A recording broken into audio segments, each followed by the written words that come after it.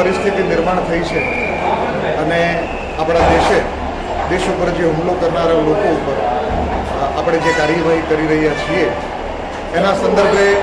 સંભવિત પરિસ્થિતિમાં કેવી રીતે આપણે બચાવ કરવો એ માટેની લોકોને જાણકારી મળે અને ખાસ કરીને જાહેર સ્થળે આવી કોઈ ઘટના બનવા પામે તો તેમાં લોકો કેવો રિસ્પોન્સ આપે છે, આપણા વિવિધ વિભાગોનો રિસ્પોન્સ કેટલો સજ્જડ હોય છે એની માપ કાઢવા માટે અને લોકોને ઘટનાને પ્રત્યે કેવો રિસ્પોન્સ આપવો એનાથી માહિતગાર કરવા માટે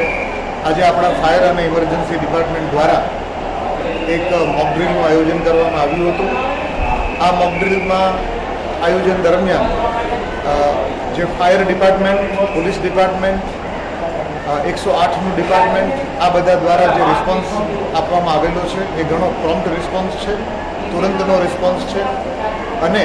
આ મોક ડ્રીલ પતી ગયા બાદ લોકોને જે આપણે જાણકારી આપવામાં આવી છે એનાથી એવો સારી રીતે માહિતગાર બનેલા છે અને આ જ પ્રકારના આપણે અમુક વધારાના કાર્યક્રમો પણ જુદા જુદા સ્થળે કરવા માગીએ છીએ.